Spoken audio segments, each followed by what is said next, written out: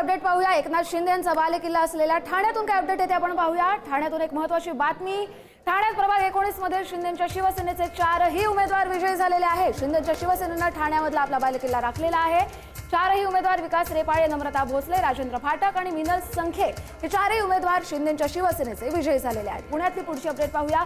पुण्यात काँग्रेसनं अखेर खातं उघडलेलं आहे। पुण्यात जी निवडणूक सुरू आहे त्यात भाजप आणि काँग्रेस त्याच्याबरोबरच शरद पवारांची राष्ट्रवादी, अजित पवारांची राष्ट्रवादी याच्यात लढत आहे आणि काँग्रेसनं खातं उघडलंय। प्रभाग 18 मधून काँग्रेसचे उमेदवार विजयी झालेले आहेत।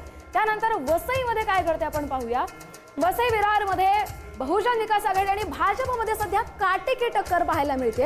हे दोन जे पक्ष आहेत तिथे वसई विरारमध्ये या दोन्ही पक्षांचं प्रभुत्व आहे। खास करून बहुजन विकास आघाडीने आतापर्यंत तिथे बाजी मारलेली आहे।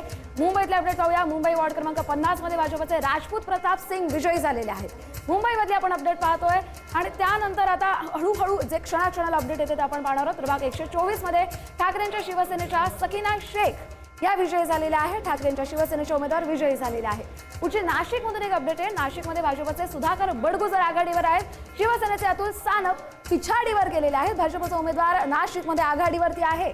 भाजपचे सुधाकर बडगुजर आघाडीवर आहेत आणि शिवसेनेचे अतुल सानप सध्या पिछाडीवर असल्याची बातमी समोर आहे। नाशिकमध्ये भाजपचे सुधाकर बडगुजर काही काळापूर्वी पिछाडीवर होते, मात्र त्यांनी आता आघाडी घेतलेली आहे आणि दुसरीकडे त्यांच्या विरोधात असलेले जे आहेत उमेदवार ते पिछाडीवर आहेत। खासदार रवींद्र वायकर यांची मुलगी पिछाडीवर आहे। अजूनही 2000 मतांनी त्या पिछाडीवर आहेत। रवींद्र वायकर यांच्या कन्या दीप्ती वायकर यांचा पराभव झालेला आहे। दीप्ती वायकर या रवींद्र वायकर यांच्या मुलगी आहेत आणि त्यांचा आता पराभव झालेला आहे। मुंबईमधल्या प्रभाग 208 मध्ये ठाकरेंच्या शिवसेनेचे रमाकांत रहाटे विजयी झालेले आहेत। एक महत्त्वाची आणि मोठी बातमी। रवींद्र वायकर यांच्या कन्या दीप्ती वायकर यांचा पराभव झालेला आहे। त्या गेल्या काही काळापासून पिछाडीवर होत्या। ठाकरेंच्या शिवसेनेच्या लोना रावत विजयी झालेल्या आहेत। अतिशय महत्त्वाची बातमी। रवींद्र वायकर यांच्या कन्या दीप्ती वायकर यांचा निवडणुकीमध्ये पराभव झालेला आहे।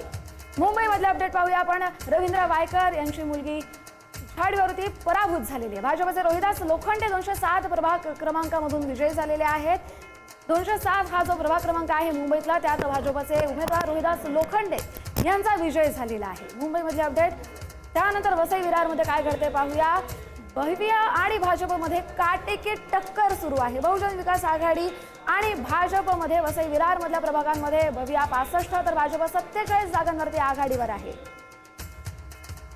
मुंबईमधल्या प्रभाग क्रमांक 193 मध्ये ठाकरेंच्या शिवसेनेच्या हेमांगी वरळीकर विजयी झालेल्या आहेत। मुंबईमध्ये बऱ्यापैकी आपण पाहतोय 193 मधल्या प्रभागात ठाकरेंच्या शिवसेनेच्या उमेदवार हेमांगी वरळीकर यांनी विजय प्राप्त केलेला आहे। प्रभाग क्रमांक 93 193 मधली ही बातमी। ठाकरेंच्या शिवसेनेच्या हेमांगी वरळीकर यांचा निवडणुकीमध्ये विजय झाला आहे।